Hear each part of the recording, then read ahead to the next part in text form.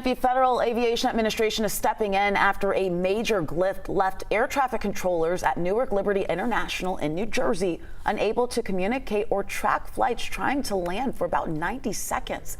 Well, today the FAA announced plans to bring in more air traffic controllers. The agency will also replace an outdated telecommunications line they say was responsible for this issue. Well, since the glitch, more than 1,000 flights have been canceled at Newark Liberty International. That's according to Flight Radar 24, causing massive disruptions for travelers. And today marks the long anticipated start of the Real ID enforcement at airports, federal buildings across the country. In an effort to make travel more safe, standard IDs will no longer be accepted. 11 Alive's Grace King is joining us live from the main security checkpoint tonight. Grace, how is day one seeming to be unfolding here?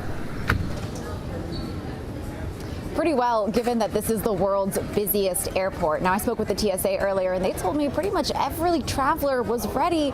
Only a handful showed up without their real ID or some other form of acceptable identification.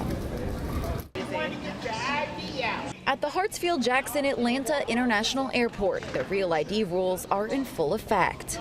If you don't have a compliant Real ID, we're going to issue you one of these notifications, and then you may be redirected to some additional lanes where you might undergo some additional screening. TSA Federal Security Director Robert Spindon tells 11 Alive that things are going smoothly. So far, just a handful of travelers have needed that additional screening. So we've worked very closely with our airport and airline stakeholders to ensure that we have a good plan to minimize the impact.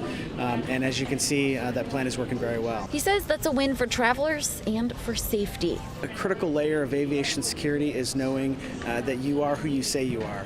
And that Real ID is a critical component to that. Most people didn't notice much of a difference with the new policy. This airport is usually pretty busy to me, so I was trying to just give myself extra time anyway. But some had to bring extra identification. My license expires in July when I turn 41, so I figured I'd just wait and get that license in. Garrett King used his passport in the ATL pre-check line on Wednesday to avoid any problems. If it makes it safer for everybody, then I'm all for that.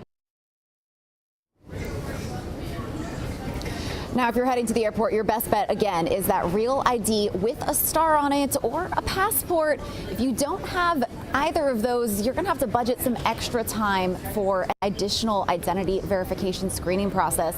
The TSA could ask you different questions like your name, birthday, address, as if you lost your ID. That's to get through with one of those IDs that doesn't have a star on it. Live at the airport, Grace King, 11 Alive News. So we know important information as we know some of those DMV appointments are backed up right now. Grace, thank you so much.